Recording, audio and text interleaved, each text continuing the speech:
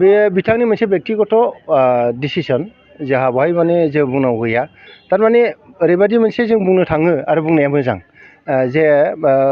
संसाराव जोनोम जादोंब्ला थैनाया सानसे समाव जाखागोन ना होमबा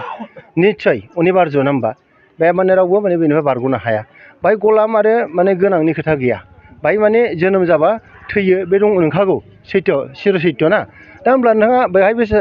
मोनसे जों माने खोथाखौ बुंनांगोन जे मोनसे बे पर्टफलिय' मोनदोंमोन हमना लादो बिजेपि क'क्राझार डिस्ट्रिक्टनि बे बिजेपिनि प्रेसिडेन्टमोन नाथाय मोनसे माने सोलायनाय मोनसे नियम थाखायो मोनफ्रोमबो राजनितिक दलाव जेनेबा हमना लादो आं दिनै बनरगाव मण्डलनि प्रेसिडेन्ट आं माने गाबोन समफोरनो आं थांनांगोन थारमाने बेनि आंनि उनाव सोरबा मानसि रेडि जायो दा बेबायदिनो जायो दा बिथाङा मोनसे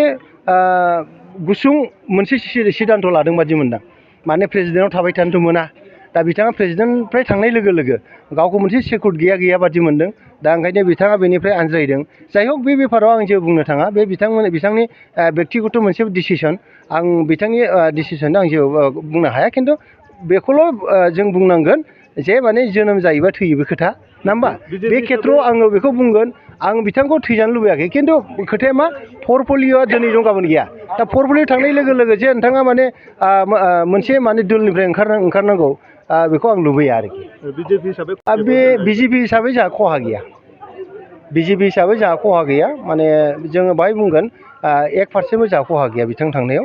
जोङो बिथांनि साननायखौ माने जोंबो बुंनो थाङा जे गाज्रि होननानै बिथाङा जा माने सिन्था खालामना थांदों बिथांनि थाखाय जादों बिथांनि थाखाय मोजां जादों जानो हागौ खिन्थु जोंहा बिथां थांनाय लोगो लोगो जे माने बिजेपिआव माबा मोनसे खहा जागोन जों बेखौ आसा खालामा सम जोबस्लाबैयावनो बिथांखौ बोख्लायनाय जादों सम जोबस्लाबैयाव बेखौ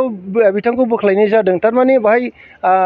जोंना बिजेपि होनना बुङोब्ला जों माने मोनसेल' नङा अर्गानाइजेसन जोंहा नांजाब आफादफोर दं जेनेबा 45टा नांजाब आफाद दं बे नांजाब आफादफोरनि माखासे सुबुरन आरो माखासे माने इनफरमेसन मोननानै बिथाङा मा मावदों मावाखै जों नुवाखै थोंजोङै खिन्थु इनडाइरेक्ट सोरबा नुदों दा हमना लादो राजकुमार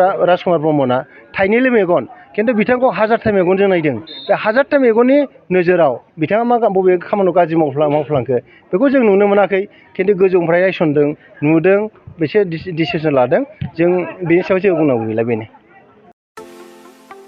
सना रुफा आरो हिरानि जुवेलारि गाननो मोजां मोनग्रा सुबुंफोरनि थाखाय गोजोनथाव खौरां दासान्दि फुजा बोथोरखाय खम बेसेनाव फानगासिनो एमएससिबि जुवेलार्सआव सना रुफा आरो हिरानि समायना रमायना जोंख्लाबनाय जुवेलारिज एमएससिबि जुवेलार्सआव मोननो हागोन राजकोट जुवेलारि कास्टिं जुवेलारि कलकाता जुवेलारि मेसिनजों बानायनाय जुवेलारि आरो आखाइजों बानायनाय जुवेलारि लोगोसेनो हाबा हुखायाव गाननो थाखाय सना आरो हिरानि समायना जुवेलारिसफोरखौबो मोननो हागोन एमएससिबि जुवेलार्सआनो दं क'क्राझार सहरजों नांजाबनाय क'क्राझार रेल गेटनि साखाथि वार्ड नं 5 बिबेकानन्द फर्टआव एमएससिबि जुवेलार्सजों थोंजोङै जगाजग खालामनोबो हागोन